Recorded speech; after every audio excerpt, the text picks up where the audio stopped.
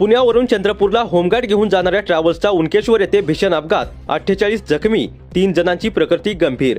पिंपरी चिंचवड निवडणूक बंदोबस्तानंतर परतीच्या प्रवासात दुर्दैवी घटना, चालक फरार। नमस्कार, आपण पाहताय महाराष्ट्र पोलीस न्यूज 24। पुणे पिंपरी चिंचवड महानगरपालिका निवडणुकीच्या बंदोबस्तासाठी गेलेले चंद्रपूर येथील होमगार्ड परत येत असताना त्यांच्या ट्रॅव्हल्सचा उनकेश्वर जवळ भीषण अपघात झाला। पुणे पिंपरी चिंचवड महानगरपालिका निवडणुकीच्या बंदोबस्तासाठी गेलेले चंद्रपूर येथील होमगार्ड परत येत असताना त्यांच्या ट्रॅव्हल्सचा उनकेश्वर जवळ भीषण अपघात झाला। या अपघातात 48 होमगार्डसह एकूण 50 प्रवासी जखमी झाले असून 3 जखमींची प्रकृती गंभीर आहे। गंभीर जखमींना यवतमाळ जिल्हा रुग्णालयात हलवण्यात आले आहे। नुकतीच झालेल्या महानगरपालिका निवडणुकीसाठी चंद्रपूर पोलिसांकडून 192 होमगार्ड पुण्यात आले होते। निवडणूक ड्युटी संपल्यानंतर परतीच्या प्रवासासाठी होमगार्डना 4 खासगी ट्रॅव्हल्समधून चंद्रपूरला पाठवण्यात आले होते। त्यातील MH03 CP 3279 क्रमांकाच्या ट्रॅव्हल्सचा दुपारी साधारणतः 2:10 उनकेश्वर परिसरात अपघात झाला। रस्त्यातील खड्ड्यांमुळे पुढील कारचा वेग अचानक कमी झाल्याने ट्रॅव्हल्स चालकाचा वाहनावरील ताबा सुटला व वाहन सुमारे 15 फूट खोल खड्ड्यात कोसळले।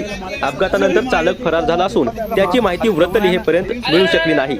अपघाताची माहिती मिळताच मांडवी पोलीस ठाण्याचे फौजदार गंगाधर गायकवाड, पोलीस मनीष ठाकरे यांनी तात्काळ मदत कार्य सुरू केले।